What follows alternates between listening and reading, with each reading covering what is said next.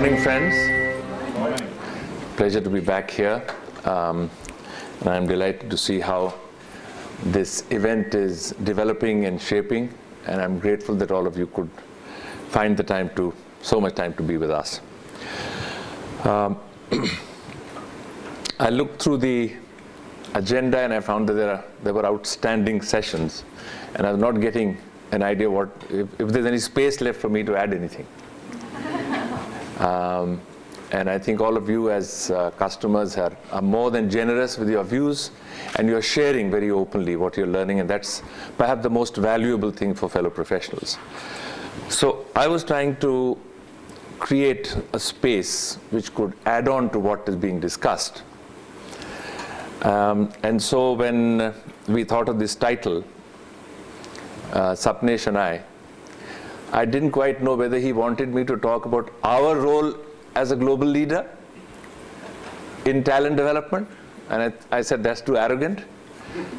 But I did think that it's important for me to say this, that we would like each of you to build thought leadership in the area of talent development. You're already doing many things.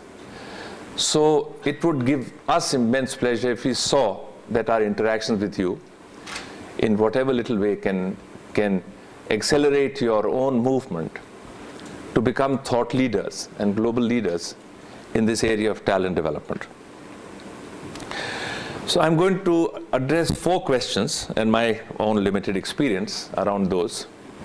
The first, this I look at as a board question. When you look at organizational growth and people's growth, and the board of any company has to deal with all stakeholders. And over the last few decades, the shareholder is getting the upper hand, and most of us, I think, feel that it's gone a bit overboard. So the board has to look at society. What's our role as an organization in society? What's the meaning? What's the purpose? They have to, of course, look at the people who are funding the venture, the shareholders. And then we say we exist for our customers, so we are adding value to our customers, which is why we exist in a sense. And of course, the people who make it possible. And over points in history, the importance given to people has gone up and down. So I'm going to put that question, which is a question that you should be pushing the board on to say, where does this start? And I'll have a few comments on that. And once we arrive at some position, then the second question is that how do we ignite the dormant desire? I'm using that word, dormant desire to learn and grow, because it's in the nature of the human being to be curious, to learn, and if those two things happen well, then we grow. So it's lying there, but it's completely suppressed by the way we've been educated systematically. And though it's a question of reigniting, so how do we? And I see this as a leadership question. If the first one was a board question, this is the CEO question. How do you do organization building so that you can ignite this dormant desire in people to grow? And so once we settle that, if we settle that, the third question is, where is the fountainhead of knowledge? And that's a question for all of us in this room. And this is a philosophical question. So we'll touch on where do we normally look for knowledge. And we'll talk a bit about that.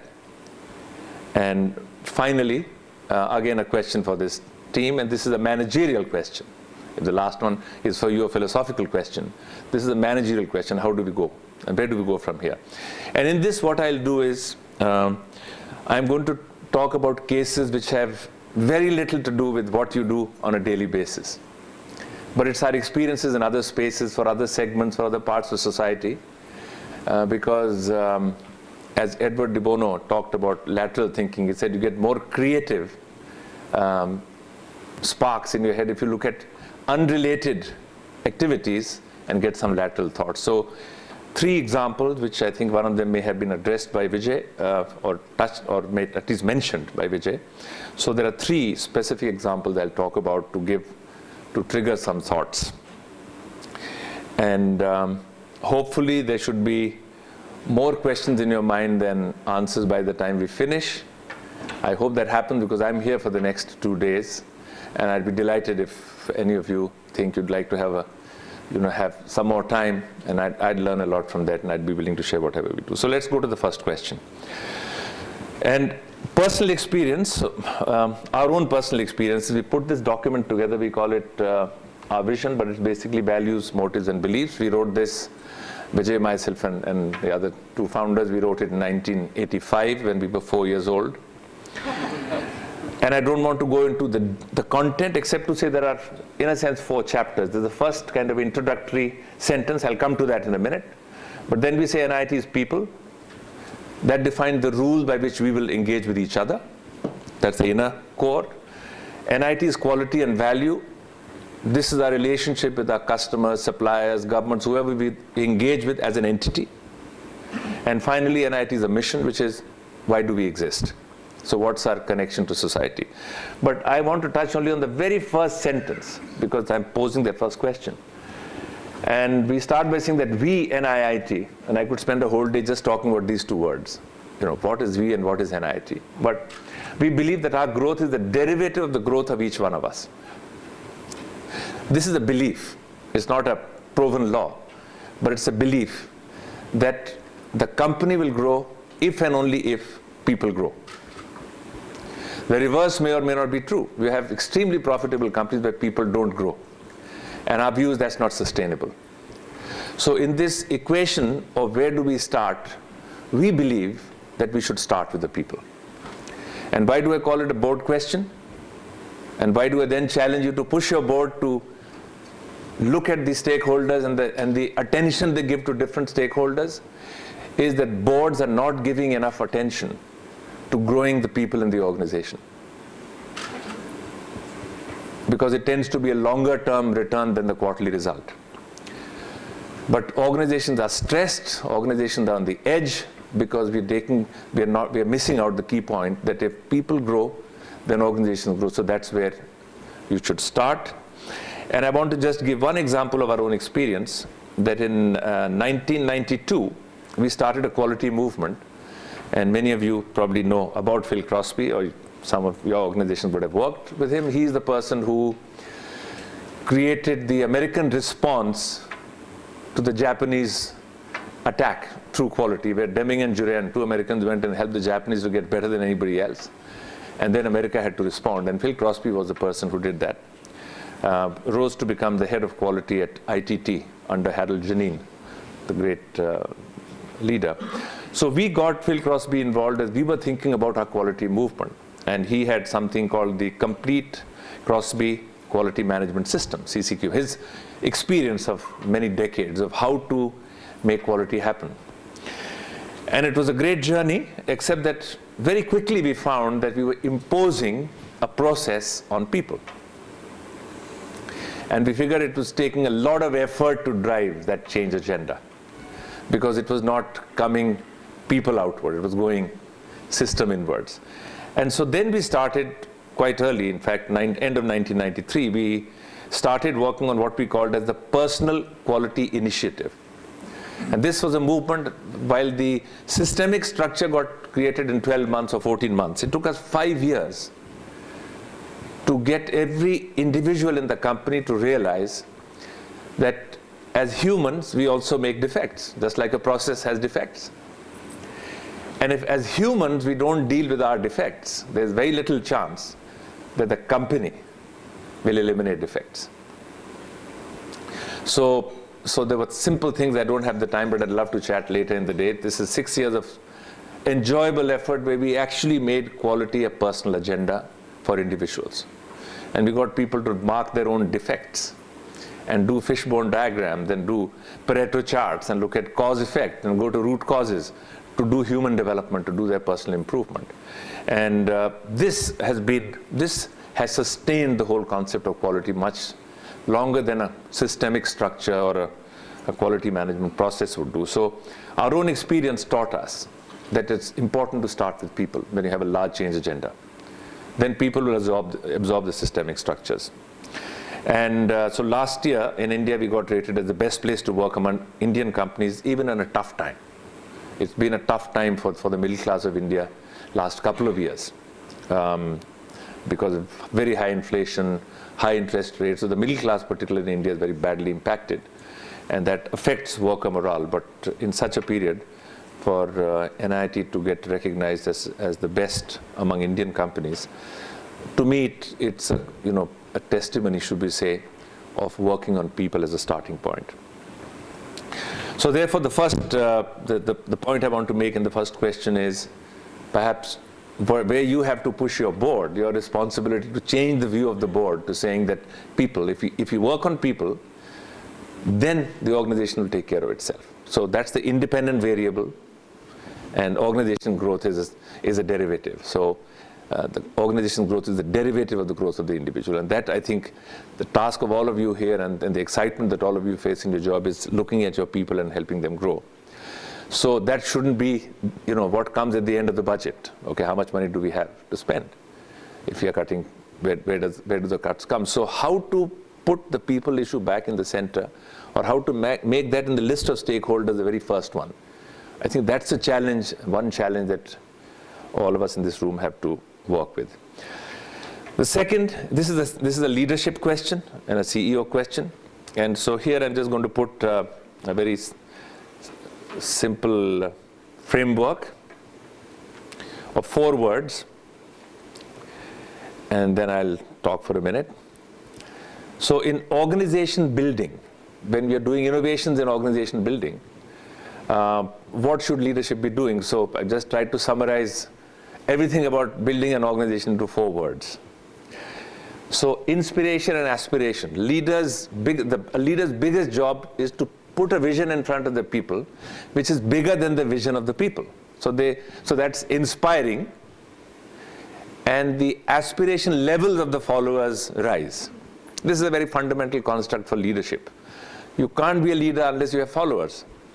And people will follow you if they think that by following you, they'll do better with their lives than they would do alone.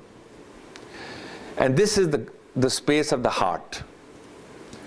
This is the space of the heart. This is the space of emotion. So when you talk of making audacious goals, for example, when Kennedy said we'll take man to the moon and bring him back safely in 10 years, it was a ridiculous goal which people have said, come on, who's done it before? Not possible. And a lot of people said, that's what I want to do. I can't do it alone, maybe I can do it with this guy.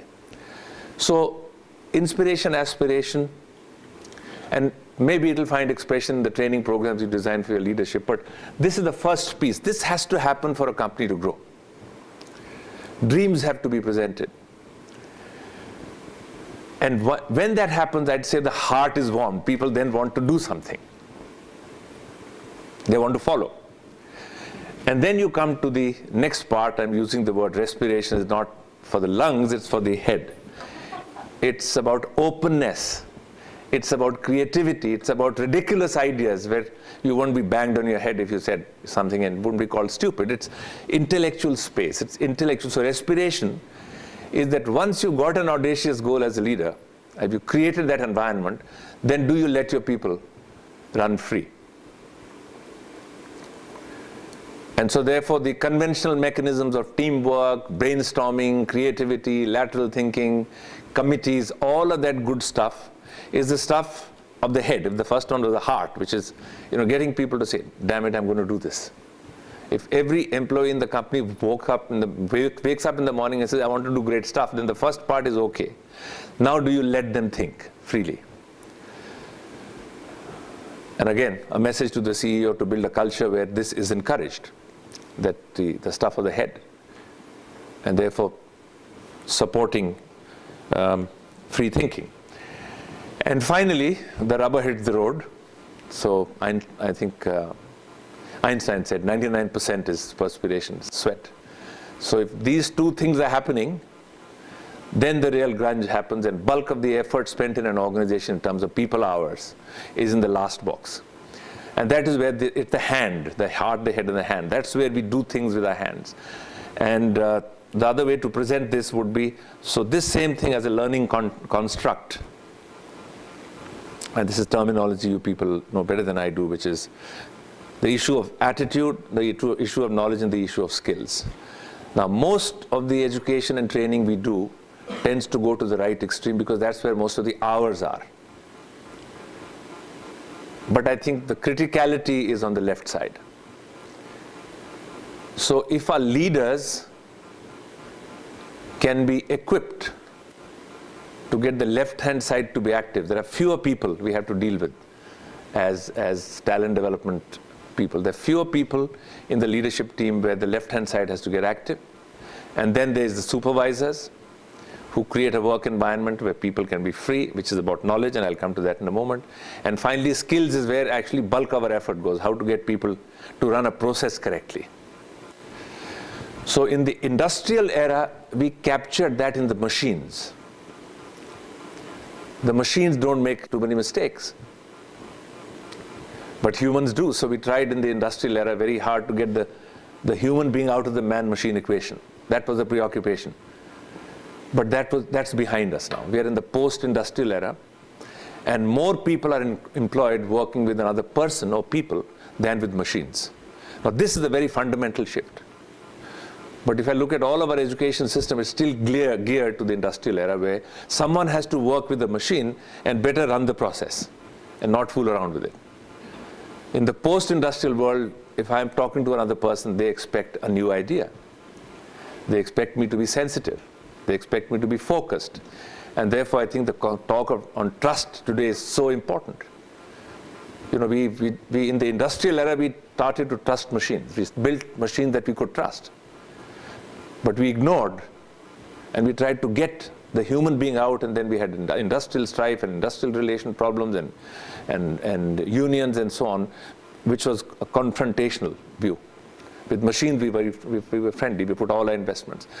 In this post-industrial world, it's back to the human-to-human equation again, and that's why I think issues like trust start becoming fundamental all over again.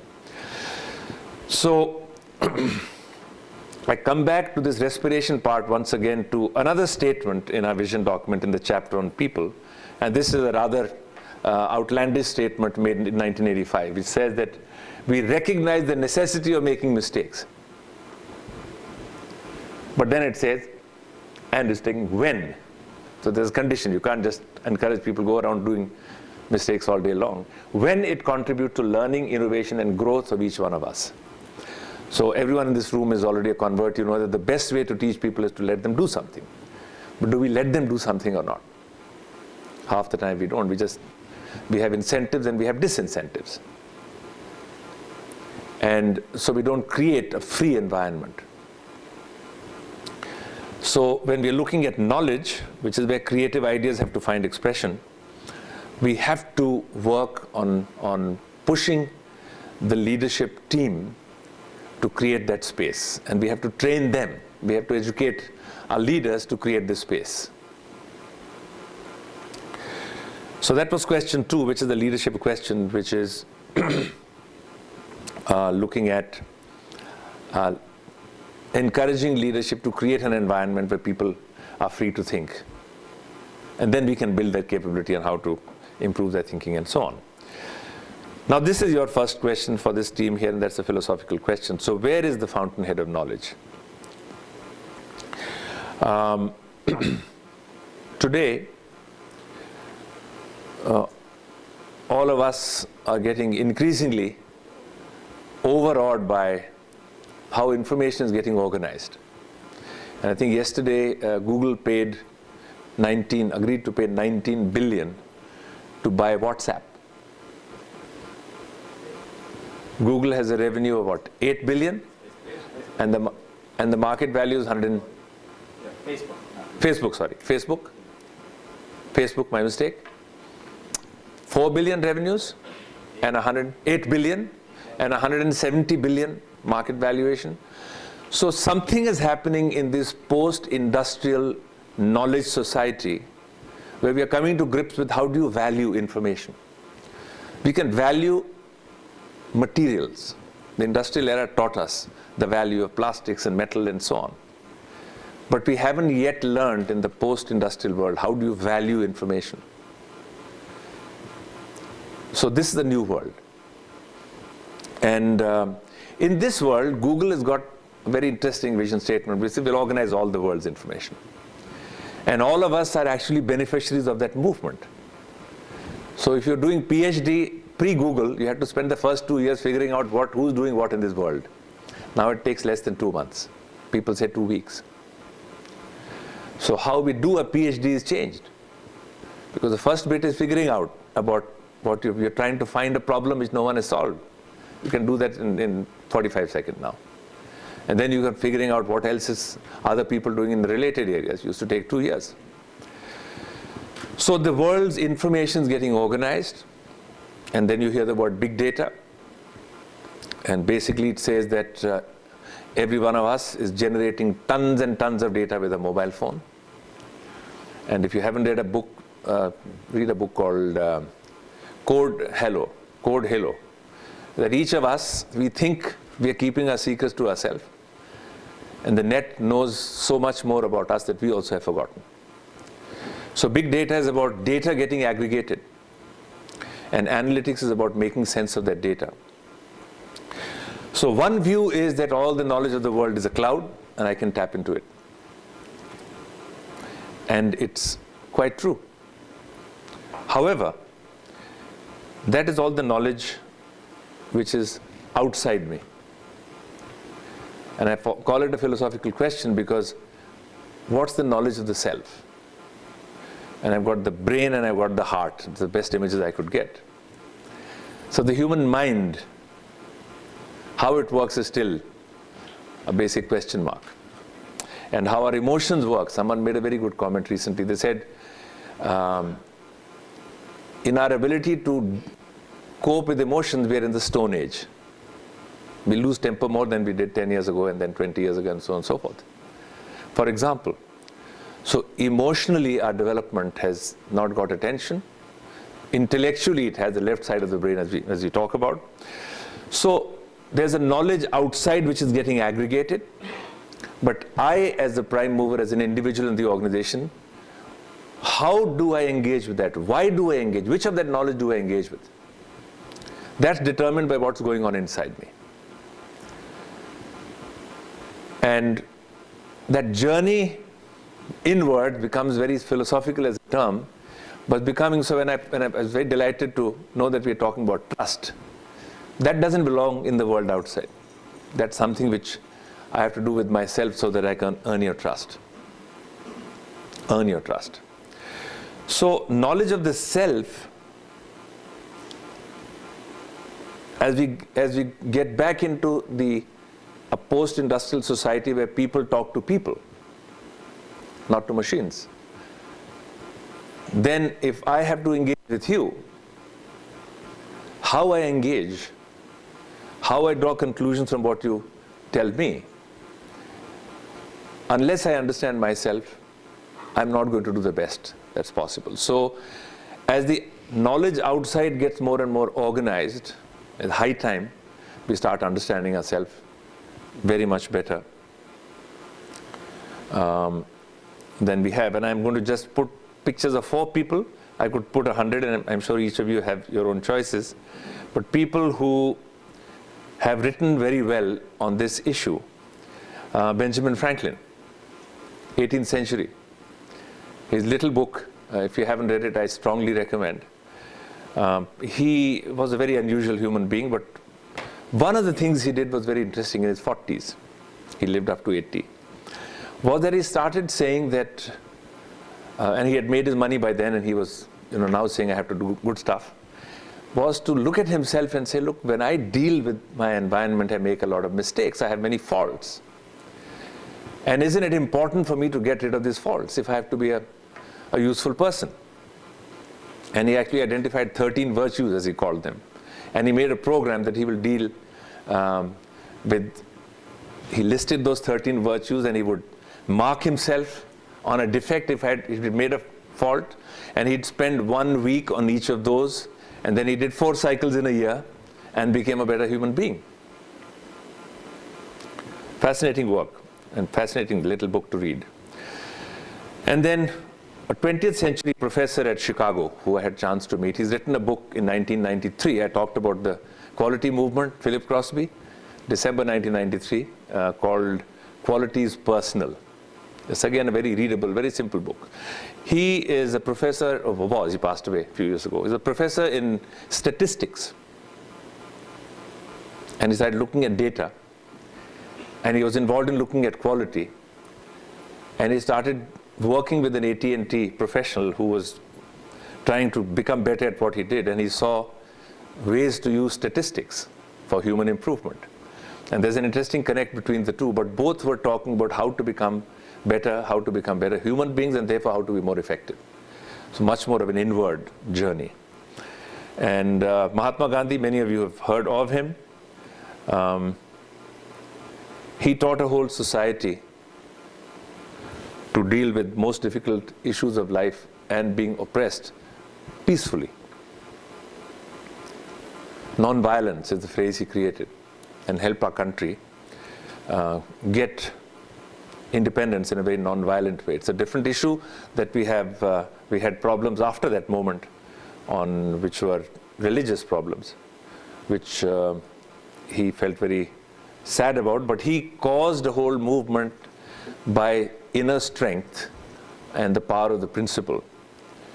So again, his autobiography, which is called Experiments with Truth, is quite an amazing read, because how do we get honest with ourselves? Which is again the same journey of, do I know myself or not? Truthfully. And this picture you may not have seen. He's one of the great philosopher, thinkers, Sri Aurobindo, and he's written extensively. And one of his little books called Living Within is an interesting read. I think is good raw material for the psychologists of the world and psychoanalysts of the world today. He just did all that work and thinking by spending time introspecting. So when we hear the words meditation, it looks like it's not for me, it's for someone up in the mountains. And just last week, I had a very interesting experience listening to the past president of Mexico in an IT convention in India. We have a body called NASSCOM, which is the National Association of Software Services Companies. And we have an annual event every year. We call it the Leadership Forum. And he came there and he spoke. And I'm just going to very briefly play this. It's about a minute.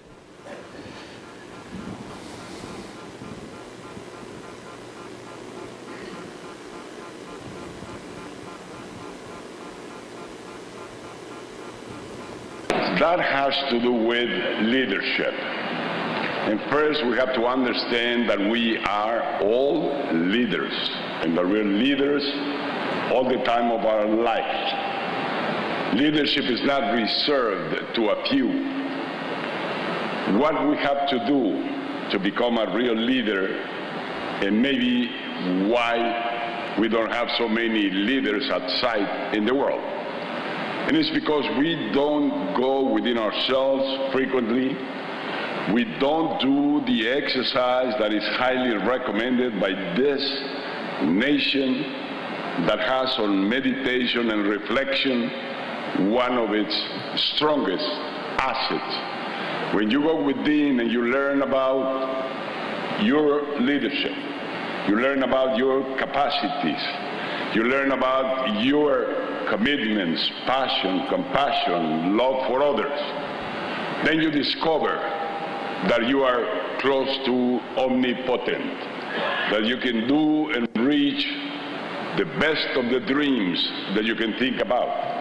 And that's what has guided my life. When I joined Coca-Cola to drive a delivery truck, I said to myself, this is just the beginning. The purpose is to be president. And purpose, as you know, is a very powerful word. Nothing in this life moves without purpose. So in that reflection, in those minutes that we must gift ourselves with every day in silence, we have to think about that. So again, I guess the human potential, unless we tap into it, we will not know what to do with the knowledge of the world which is coming on a cloud. And in that sense, what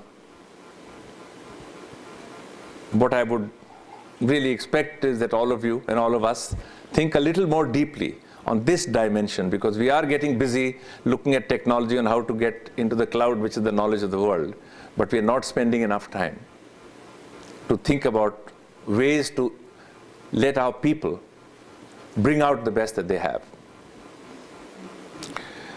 So where do we go from here? I am a bit short of time, so I'm going to go from here very fast. But I'd like to just leave this sentence. How do we think of building projects which have a vision and a mission? Not just deriving the skill gaps in the organization which come from functional managers who say, I want this to be done, so we derive skill gaps. So that's important, because at the skills piece, we have to make sure that people can do their job better. But to go a little upstream to the basic question of how do we create projects which, so I'm wondering, Vijay, whether you spoke about Highwell at all yesterday? So we have Dr. Mitra, one of the speakers tomorrow, who is our Chief Scientist Emeritus. So what I'm probably going to do is I'm going to skip this piece, but this is about how do we enable people who are outside the economic circle where people can do what they want with themselves. How do we bring technology? So these are slum kids and such. So I'm going to skip this piece because you'll probably see it tomorrow. But we created kiosks. So you can see children, you just build this kiosk, connect them on the internet, leave them where kids hang around in slums, in villages. And we've done this in many countries of the world. This is probably somewhere in Cambodia. This is northeast part of India. This is some part of southern India where no teachers, just good interfaces, connected devices, and kids who self-organize. You'll hear Dr. Mitra talking of this work and the joy that they experience in curiosity and learning, and therefore growth. This is a project we did at Bhutan, very little country, which is pursuing a very interesting goal of gross national happiness. They think that GDP is the wrong way to have gone, and they're waking up as a nation. They brought the youngest democracy in the world. They just had their second round of election. In the second election, they threw out the guys who were ruling in the first time, completely. So terrific example of individuals expressing themselves. But they're on the path of looking at a developmental model which looks at national happiness rather than just domestic product. And we've had the good chance to be roped into, as the king said to us, or to me, to say that how do we jump from being an agrarian society into being a knowledge society by passing the smokestacks? So we are fascinated to be involved in this project. It has meant that we are dealing, so those are the two prime ministers, the Indian prime minister in the back.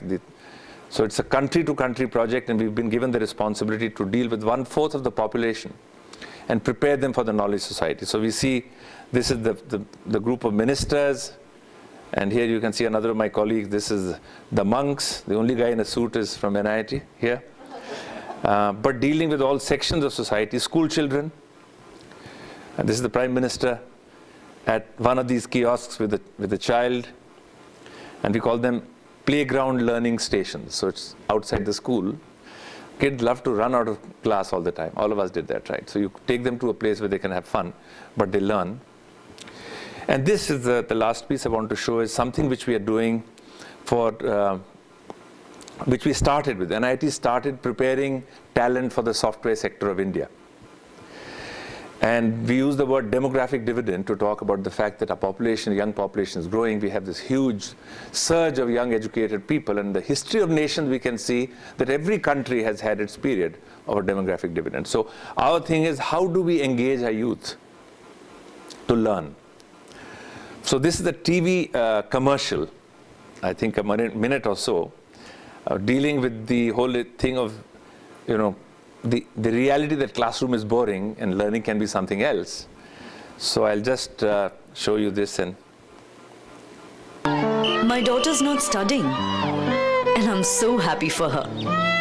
My grandson, he is not studying. Good for him. My son, he is not studying. We are so proud of him. At NIIT Cloud Campus, I'm not studying. It's a new way of learning. Excellent. Well done. I learn from the best faculty in class and from experts across India. I work with friends whenever I want. Discover the many new ways of learning at NIIT Cloud Campus. I'm not studying. Call 1-800-102-6448. So the insight here was kids don't want to study, but they want to learn. So can we think of a new way? So this actually takes 35 years of experience to put learning back, and I won't have too much time, but what in technological terms you could talk of pedagogical instruments, how to use technology, how to help people to assess, how to collaborate.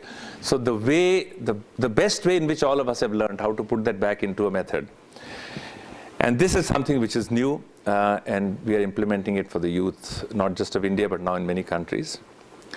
So finally, when I would like each of you to become a great leader and a thought leader, is to be able to combine some visionary goals for your organization, and then of course to go with a lot of zest. And then we know that technology today is making a huge difference at making possible things that were not possible earlier. So with that, I'll end this talk, but I look forward to many conversations over the breaks today and tomorrow. Thank you so much.